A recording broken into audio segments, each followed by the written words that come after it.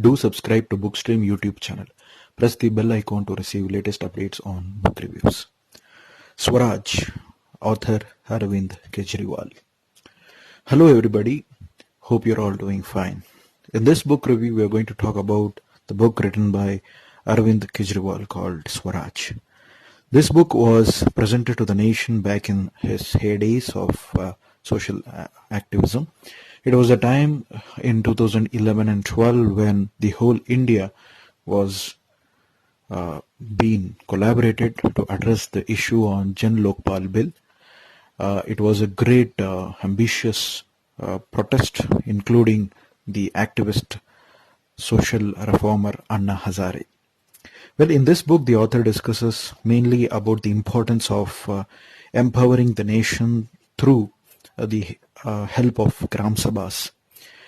He says that what our own national leader as well as father of the nation, Mahatma Gandhi has said, that Purn Swaraj, whatever we are expecting, should be developed only from the villages. Until the villages develop, the nation won't be able to give its best.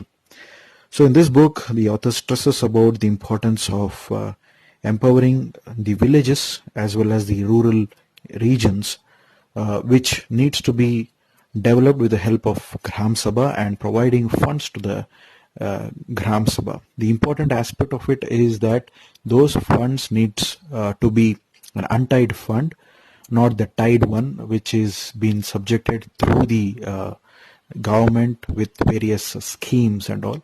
He mentions about procedure in which these Gram Sabhas need to be developed, and also talks about how the nation in general doesn't work as the instructions which is being provided by people living in cities.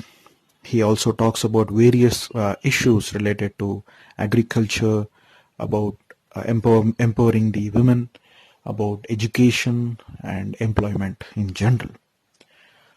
In this particular book, there are various ideas, and he gives quite a lot of examples about how particular villages have been developed when it has been raised as an issue, when all the people in unison club together and address the issues of their own village or their own rural regions or gramas. He also addresses that how tied funds, for example, various schemes which has been addressed to the people of India, is being unique to that of a single particular village or a gram. For example, a requirement on the construction of the roads or the requirement of providing education to the children is a matter of importance for the village, but it doesn't impact the same for that of those who are being subjected through the tied funds. And also these funds which is being tied under various schemes cannot be reutilized or utilized for various other amenities or requirements for the particular village. He also talks about various issues pertaining to the ecological aspect also, wherein a lot of industries or corporate in general, how they're going to grab the land, the forest resources or the water in general, and how people within the villages are helpless to fight against these institutions or corporations in general, and how in some cases the government itself will be a part of the scheme of providing resources, requirements or the necessary amenities for these institutions or organizations or corporates in general. This book is having a lot of philosophy into how one can change the system and how corruption can be prevented with initiation through Lokpal, and also about how various policies, governmental policies and bills can be addressed by taking the opinions from the villages. Also in this book, there are again various other aspects pertaining to law and self-rule, and also there are addresses like examples from other countries. For example, he talks about America and how Walmart lost its importance there, and how Brazil, which prepared its own governance system through its own slums and all, how it empowered the region there within a short span of around a decade or two. He also talks about how Switzerland, a country which is run by people's wishes, wherein the parliament runs on the wishes by the people.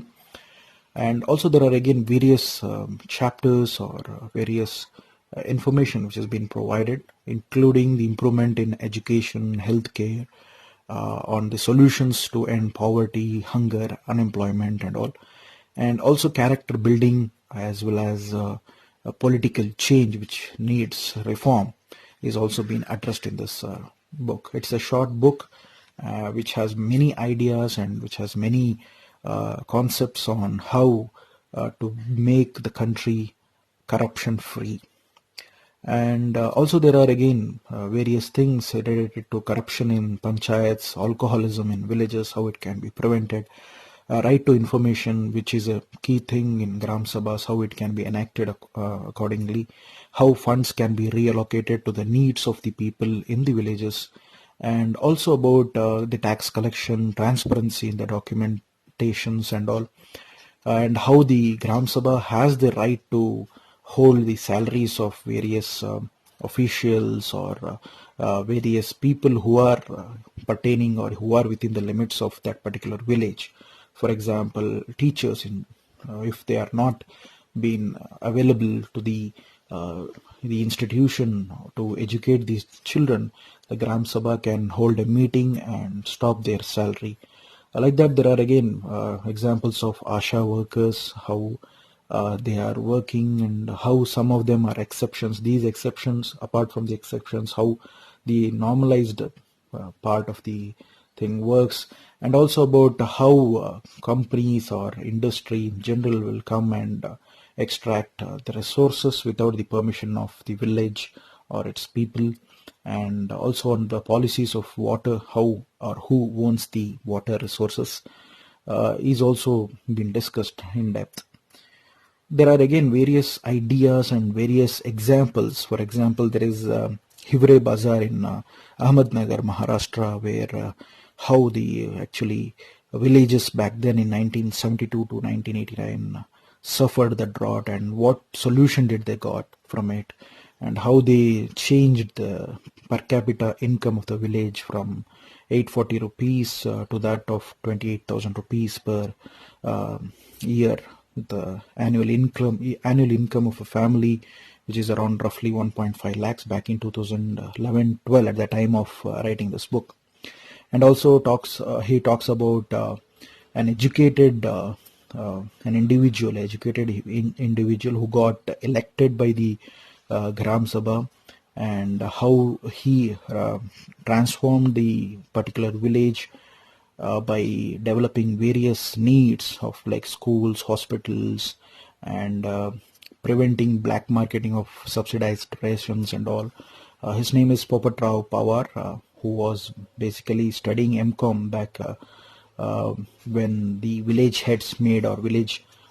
He was made as a village head by a lot of youths or boys back in those time, and he's been continuously elected as the village head for consecutive years through his dedicated work, and even the people have accepted his ideas and all, and even as per his vision and all, people are bound to respect his ideas and all and follow accordingly to the changes which he wants to make the village.